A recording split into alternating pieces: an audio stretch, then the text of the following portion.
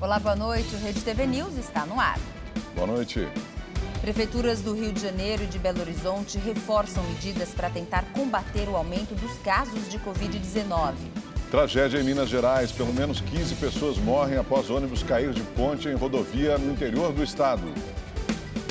Outras 20 pessoas estão feridas e internadas em hospitais das cidades de João Monlevade e Nova Era.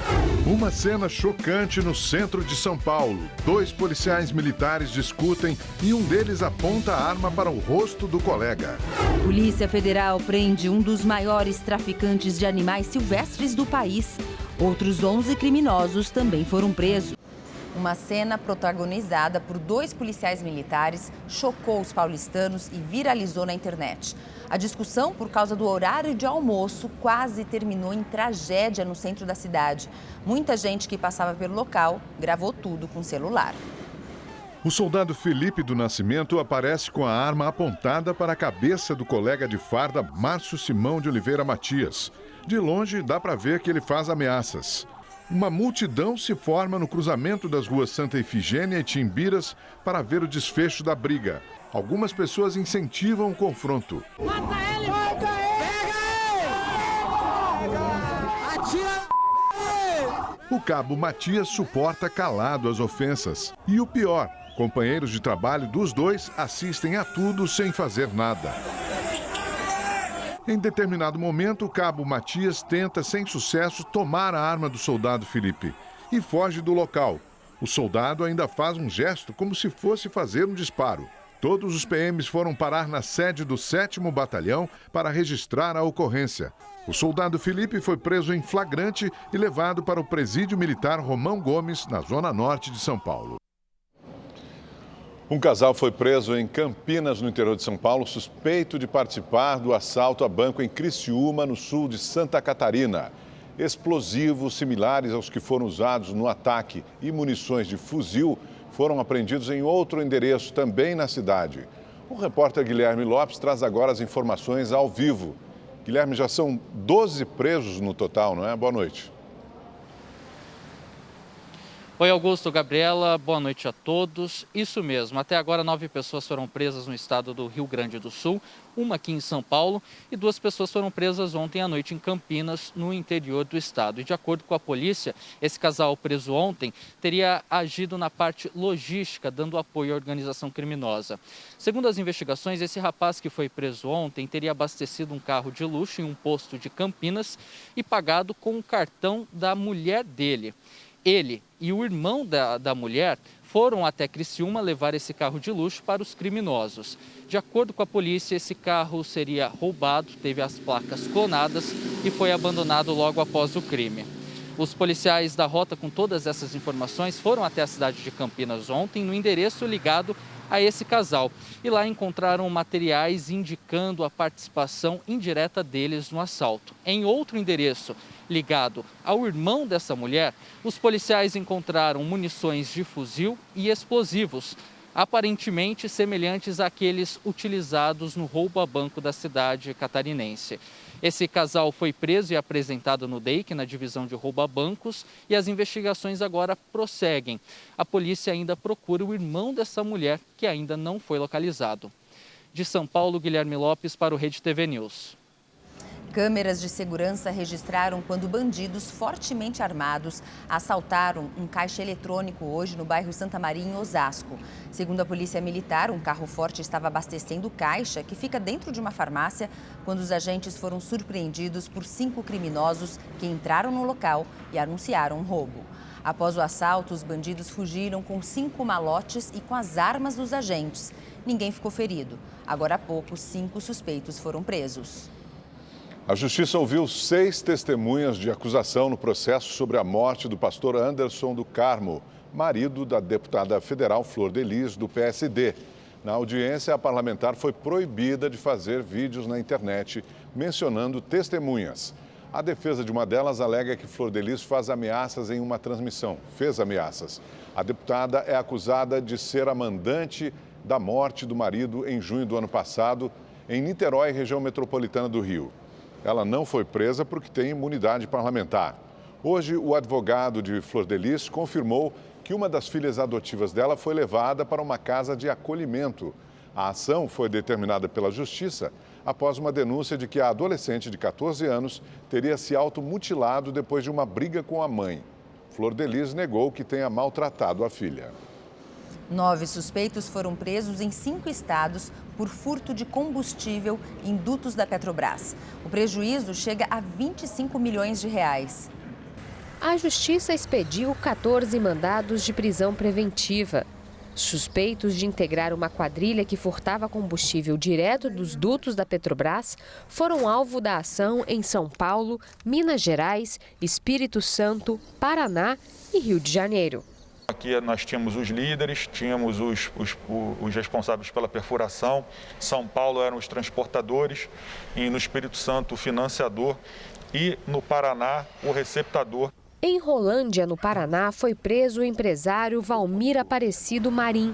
Ele teria receptado cerca de 80% do combustível furtado. No local, os agentes apreenderam caminhões-tanque e interditaram um galpão. Em Quissamã, no norte fluminense, o Biraci Menezes de Jesus, identificado como um dos líderes da organização, também foi preso. As investigações apontaram que o grupo é responsável por pelo menos 12 perfurações em dutos no norte do estado do Rio de Janeiro, somente em 2019. Os suspeitos teriam furtado 3 milhões de litros de combustível, causando um prejuízo de cerca de 25 milhões de reais à Petrobras. É muito importante também o dano ambiental que cada perfuração dessa acaba acarretando na região, porque quando se faz a perfuração, coloca aquela válvula, essa válvula acaba tendo vazamentos, vai contaminando o lençol freático, rios. Os suspeitos vão responder pelos crimes de furto qualificado, receptação qualificada, organização criminosa, uso de documento falso e comunicação falsa de crime. Em 2019, ocorreram 40 furtos de petróleo consumado ou tentado. Já em 2020, esse número reduziu para 13 derivações clandestinas, ou seja, mostra aí, na verdade, que esse trabalho de investigação e de prevenção tem dado realmente um resultado bem bacana. Em nota, a Petrobras e a Transpetro afirmam que colaboram com as investigações e que têm agido de forma integrada com as autoridades para coibir o furto de óleo e derivados em dutos. 117 pessoas foram presas em uma operação contra crimes de violência a idosos. A ação foi coordenada pelo Ministério da Justiça e Segurança Pública e ocorreu em 26 estados e no Distrito Federal. De acordo com a pasta, a operação é uma resposta ao aumento de denúncias de maus tratos registradas durante a pandemia do novo coronavírus. E um acidente com um ônibus de turismo deixou 16 mortos e mais de 20 feridos na BR-381, no interior de Minas Gerais. A repórter Patrícia Contaldi está no pronto-socorro de Belo Horizonte, para onde foram resgatadas algumas vítimas. Vamos então falar com ela, né, Patrícia? Boa noite para você. Oi, Gabi, Augusto, boa noite para vocês, para quem está em casa assistindo a gente. Pois é, das mais de 20 pessoas que ficaram feridas nesse acidente, as 3 mais graves foram trazidas aqui para o Hospital de Pronto-Socorro de Belo Horizonte, que é referência em trauma. Entre essas vítimas, 2 delas são crianças e uma chegou em um estado bem delicado, inclusive já chegou entubada. A outra vítima é um homem. Bom, as equipes do hospital continuam aqui de prontidão, caso seja necessária aí a transferência de outras vítimas aqui para o hospital. Que aconteceu, outra vítima do hospital desse grave acidente que aconteceu então na BR-381, entre as cidades de João Monlevade e Bela Vista de Minas. Bom, segundo a Polícia Rodoviária Federal, o motorista do ônibus fugiu logo depois do acidente. E a Agência Nacional de Transportes Terrestres disse que esta empresa não tinha autorização para fazer esse tipo de serviço e que ela só operava graças a uma liminar. As imagens do local são impressionantes. Veja na reportagem. Testemunhas que passavam pela BR-381 no momento do acidente registraram o desespero de quem tentava ajudar no resgate às vítimas. Não, pula não. Aqui é alto, aqui, ó. Segundo a Polícia Rodoviária Federal, o ônibus de turismo seguia no sentido Belo Horizonte, na altura do município de João Monlevade, quando em uma subida o motorista teria perdido o controle da direção. Ele desceu de ré, atravessou as pistas da rodovia e caiu de um viaduto com 15 metros de altura. Com o impacto, o tanque de combustível explodiu e houve um princípio de incêndio. A maioria dos feridos segue internada nos hospitais regionais de João Monlevade e Nova Era. A empresa responsável pelo ônibus é a Localima Turismo e oferece em páginas nas redes sociais viagens semanais de cidades do Nordeste, principalmente Alagoas e Sergipe, para sacoleiros que fazem compras em polos de moda de Divinópolis, no interior de Minas, e no Brás, em São Paulo. Por telefone, uma representante disse que a empresa de turismo é familiar e que vai prestar toda a assistência às vítimas. O acidente em Minas Gerais aconteceu poucos dias depois de um acidente que ocorreu no interior de São Paulo. No último dia 29, 42 pessoas morreram em uma colisão envolvendo um ônibus e um caminhão na cidade de Itaguaí. A empresa que transportava os passageiros operava de maneira irregular. Foi preso hoje em São Paulo um dos maiores traficantes de animais silvestres do país. A ação ocorreu em 4 estados, outros 11 contrabandistas foram detidos. Roberto Augusto Martinez, mais conhecido como Zé do Bode, usava as redes sociais para anunciar a venda de animais silvestres.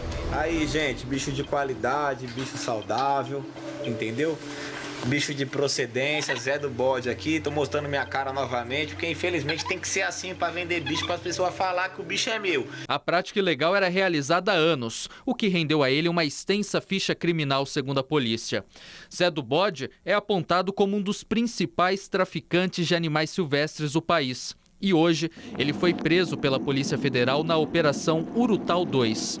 Os policiais cumpriram 14 mandados de prisão preventiva e 17 de busca e apreensão em cidades de São Paulo, Mato Grosso do Sul, Goiás, Paraná e Pernambuco. A operação é um desdobramento da primeira fase que foi realizada no ano passado. Nesse período, as investigações identificaram outros núcleos criminosos responsáveis pela comercialização ilegal de animais silvestres. A rede social era o meio mais utilizado pelos traficantes para vender os animais ameaçados de extinção. O objetivo, as investigações, elas foram decorrentes, elas foram um desdobramento da análise aí de material que foi apreendido na Urutau 1 e também de outros dados que nós possuímos de outro grupo que atuava no tráfico de animais. Esse grupo ele retirava os animais da natureza e realizava a comercialização desses animais, em muitos casos utilizando redes sociais. Desde o ano passado foram apreendidos mais de 500 animais silvestres, entre eles araras, tucanos, jacarés e até macacos. Nas buscas realizadas hoje, os policiais encontraram outros 200 mantidos em cativeiro. Os receptadores também podem responder criminalmente. Lembrando aí que somadas as penas aí de todos os crimes aí que nós estamos conseguindo comprovar nas nossas operações, nós tivemos na Urutau 1 penas que superaram 20 anos, penas de pessoas que chegaram a 30 anos de prisão. Então algo assim bastante inusitado, inédito e que é uma grande vitória no enfrentamento ao tráfico de animais. A Prefeitura de Belo Horizonte endureceu as medidas de isolamento social por causa do aumento de casos de Covid-19 na cidade. Os alvos são os lugares responsáveis por grande parte das aglomerações nessas últimas semanas. Este vai ser o último fim de semana com consumo de bebidas alcoólicas em bares, restaurantes, padarias e feiras de Belo Horizonte. Vender refrigerante e água mineral não dá para pagar aluguel, não dá para pagar conta, né? Então vou fazer o quê? Vou ter que fechar novamente. Se for para salvar vidas, é legal, tá? Aí tomar em casa sem problema. Mas vai ser chato, vai. E a fiscalização vai estar de olho. Depois que cenas de aglomerações se tornaram frequentes, a Prefeitura decidiu ser mais rígida e proibir. A partir de segunda-feira, só vai ser permitido comprar bebidas para levar para casa. Segundo a Secretaria de Saúde aqui de Belo Horizonte, foi observado um aumento no número de casos em pessoas entre 20 e 40 anos. Pelo levantamento, as contaminações foram principalmente em festas e bares. E para não fechar novamente o serviço, a decisão foi proibir o consumo de bebida alcoólica em todos os estabelecimentos, por tempo indeterminado. Nesses ambientes, o regramento diminui, as pessoas ficam muito tempo e a partir de um determinado número de horas, a transmissão se torna insustentável e grande número de casos advém desses tipos de locais onde há uso de bebida alcoólica. Segundo o último boletim epidemiológico, Belo Horizonte tem mais de 55 mil casos da doença e o número de mortes chegou a 1.674. Mas a situação pode ser ainda pior. Desde o início da pandemia, amostras de esgoto estão ajudando pesquisadores a ter um retrato mais preciso da Covid-19 na cidade. De acordo com o último dado, BH vive o pior momento da pandemia, com uma população infectada estimada em 1 milhão de pessoas. Nas últimas 6 semanas, houve um aumento expressivo da carga viral presente no esgoto e, consequentemente, da população estimada infectada. Isso é um alerta para a população para tomar mais cuidado, evitar as aglomerações, porque nós estamos num momento seríssimo da pandemia aqui em Belo Horizonte. E a Prefeitura do Rio decidiu fechar as escolas novamente e adotar outras medidas para controlar o avanço da Covid-19. O aumento na taxa de ocupação de leitos preocupa as autoridades. Entre as medidas anunciadas, o Estado vai abrir mais 400 leitos e a Prefeitura outros 220, sendo 170 de enfermaria e 50 de UTI. Os tomógrafos do município devem funcionar 24 horas por dia. Além disso, as escolas da cidade voltarão a fechar as portas em uma tentativa de frear o contágio. As escolas municipais, por decisão do Ministério Público e também pelo Comitê Científico, nós estamos interrompendo, esperando que a gente consiga controlar essa curva e ela volte a uma estabilidade. Por outro lado, o Estado e Prefeitura autorizaram o funcionamento de shopping centers 24 horas por dia, para evitar aglomerações durante as compras de Natal. Para evitar aglomerações nos meios de transporte, metrô, trem, BRT, ônibus, os shopping centers, os centros comerciais serão autorizados a funcionar 24 horas por dia, no sentido de que as pessoas não precisem ter pressa, vai fechar, vão correr, porque não vai fechar, vai ficar aberto. As novas medidas foram divulgadas depois que o Comitê Científico da Prefeitura sugeriu ações ainda mais rigorosas, como a proibição de banhistas nas praias e o fechamento mais cedo de bares e restaurantes. Mas, pelo menos por enquanto, a Prefeitura e o Governo do Estado não pretendem adotar estas recomendações. Crivella e o governador em exercício Cláudio Castro, do PSC, anunciaram que vão reforçar a fiscalização do cumprimento das regras de ouro, como o distanciamento e o uso de máscaras e de álcool em gel. Hoje, o Estado ampliou a testagem para mais 3 pontos na região metropolitana e no interior.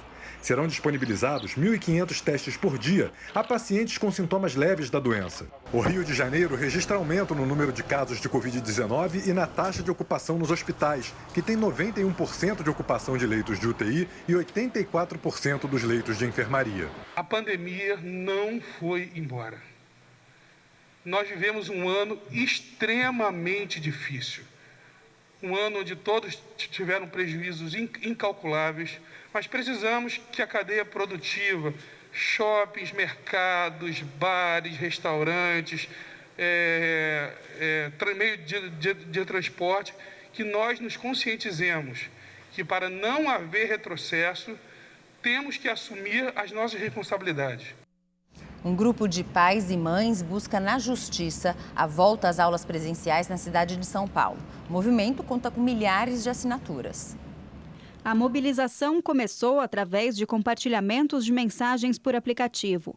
Pais e mães querem que os estudos em sala de aula sejam retomados o quanto antes na capital paulista. Se a gente não se unisse em busca da reabertura dessas escolas, nada ia acontecer e a gente ia ficar esperando a vacina chegar e todo mundo ser vacinado para voltar às aulas. Os organizadores procuraram ajuda jurídica e disponibilizaram um abaixo-assinado a pais e mães nas escolas públicas e privadas da cidade. Cerca de 15 mil pessoas já assinaram o manifesto em apoio ao movimento. O grupo entende que há segurança para manter a educação tradicional funcionando, desde que respeitados os protocolos sanitários e o distanciamento. Por isso, vai entrar com uma ação popular contra a Prefeitura de São Paulo, exigindo a reabertura integral das escolas e a retomada das aulas presenciais regulares. Desde outubro, para os ensinos infantil e fundamental, a capital só permite que atividades extracurriculares sejam presenciais. Já os estudantes do ensino médio foram liberados para as aulas nas escolas públicas e privadas no mês passado, com retorno opcional e regras de prevenção à Covid-19, como o uso de máscaras e álcool em gel, distanciamento entre alunos e professores, além de limite de ocupação nas salas. Para Nathalie, mesmo com todas essas regras, levar o filho Arthur, de 8 anos, de volta à escola está fora de cogitação. Ela faz parte do outro grupo de pais e mães que acredita que as aulas devam ser retomadas depois de uma queda efetiva dos casos ou da vacinação em massa. Eu não acho que vale a pena a gente pagar para ver o que acontece se nós pegarmos uma doença que não tem cura, não tem um tratamento efetivo e uma vacina. Então, acho que ano letivo a gente recupera a nossa saúde, a nossa vida não. Mas, segundo este infectologista pediátrico, esperar a imunização para retomar as aulas presenciais pode levar anos. Não existe nenhuma vacina que já está sendo testada em crianças nesse momento, na data de hoje. Então, esperar que as vacinas venham para poder liberar as crianças para a escola é um equívoco. A gente vai ter que esperar aí pelo menos 2 a 3 anos para a gente começar a ver as crianças serem vacinadas para a Covid. Por isso, com base nos protocolos da saúde, o movimento alega que o poder público deve investir nas unidades municipais e estaduais que ainda não estão preparadas para receber crianças e adolescentes. E mesmo que o grupo não ganhe, o advogado responsável pela ação afirma que, com a força da mobilização, espera uma nova forma de negociar com a prefeitura. Isso, de alguma maneira, deve criar canais de comunicação com a prefeitura, que mesmo que não haja o sucesso judicial, possa, pela via da negociação, obter algum tipo de resultado positivo. Vamos agora aos números da Covid-19 no Brasil. Hoje o país tem 5.744.000 recuperados, outras 613 mil pessoas continuam em acompanhamento e o total de mortes é de quase 176 mil. Ganhar um carro zero ou uma viagem inesquecível investindo apenas 75 centavos por dia é possível. É só participar do Festival de Prêmios Realizando Sonhos. Assinando o Rede TV Plus, você pode ganhar prêmios. De segunda a sexta, dentro do A Tarde é Sua e do Alerta Nacional, serão sorteados notebooks. Aos sábados, no Mega Senha, uma viagem no valor de R$8.000. Todo domingo no Encrenca sai um HB20 zerinho. No dia 24 de dezembro, você pode levar uma BMW para sua garagem. E no dia 31, também em dezembro, sai uma viagem no valor de R$15.000. No final da promoção, você pode ser o grande ganhador de uma Mercedes C180. Então, se você já é assinante, continue investindo. E caso ainda não seja, acesse agora redetvplus.com.br ou aponte a câmera do seu celular para o QR Code aqui na tela. Está na hora de realizar os seus sonhos, aqui no Festival de Prêmios da Rede TV. O Supremo Tribunal Federal iniciou hoje o julgamento que vai decidir se os presidentes da Câmara e do Senado podem se reeleger para o cargo na mesma legislatura.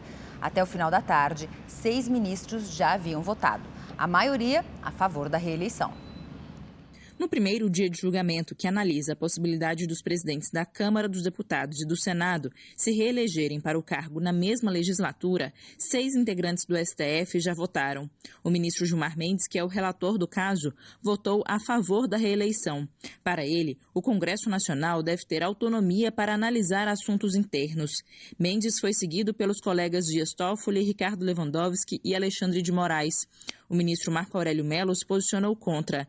Já o ministro Nunes Marques defendeu que a reeleição pode ocorrer apenas uma vez. Na prática, o posicionamento impediria a recondução de Rodrigo Maia à presidência da Câmara, mas permitiria a reeleição de Davi Alcolumbre no Senado, cenário que tem a simpatia do governo. A ação analisada pelo STF foi movida pelo PTB, que é contrário à reeleição. A Constituição Federal veda a recondução ao cargo de presidente da Câmara e do Senado na mesma legislatura, que tem um período de 4 anos. Ao comentar o julgamento, o vice-presidente Hamilton Mourão afirmou que a Constituição deveria ser respeitada. Aguardar o final do julgamento, né? Vamos aguardar. Eu acho que a Constituição é clara, né? Não pode, eu acho que teria que mudar a Constituição. Mas aí o Supremo, ele tem tem o arbítrio para interpretar da forma que melhor lhe aprover. Ao ser questionado sobre um suposto apoio do governo ao deputado Arthur Lira, do Progressistas de Alagoas, que é réu no STF, acusado de supostamente participar de um esquema de corrupção, Mourão afirmou que o governo precisa trabalhar com as peças que existem. Isso é uma pergunta que, vamos colocar o seguinte, a gente tem que ter base dentro do Congresso, tem que ter relacionamento, então as peças do tabuleiro são essas e nós temos que saber trabalhar com elas. A Justiça de Alagoas absolveu o deputado federal Arthur Lira, do PP. Ele era acusado de chefiar um esquema de rachadinhas entre 2001 e 2007 na Assembleia Legislativa do Estado. Arthur Lira respondia no processo por desvio de dinheiro público. Segundo a acusação, o esquema teria desviado mais de 254 milhões de reais. O juiz Carlos Henrique Pita Duarte, do Tribunal de Justiça de Alagoas, decretou também a nulidade de todas as provas colhidas durante a investigação. A decisão chega em um momento político importante. Lira é pré-candidato à presidência da Câmara dos Deputados, sendo um dos nomes preferidos do presidente Jair Bolsonaro para se opor a uma possível reeleição do atual presidente da Casa, Rodrigo Maia, do Democratas. O presidente Jair Bolsonaro visitou hoje o maior complexo de ensino da aviação militar do país, em Pirassununga, no interior de São Paulo, e também participou de uma cerimônia de formatura da Força Aérea Brasileira. O presidente chegou a Pirassununga às 10 horas da manhã e acompanhou a entrega de placas e medalhas aos formandos que se destacaram na academia.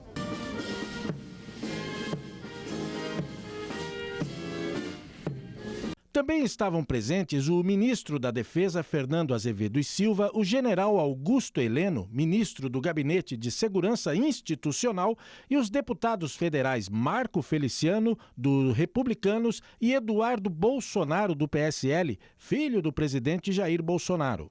Este é o maior complexo de ensino da aviação militar no país.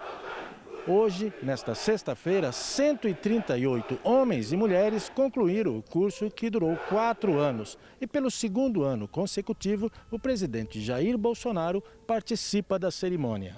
O presidente cumprimentou os formandos, fez selfies, conversou com as pessoas e fez um discurso exaltando a carreira militar. Jovens aspirantes, eu me sinto como de há 43 anos, quando também recebi a minha espada. É um momento ímpar na nossa vida.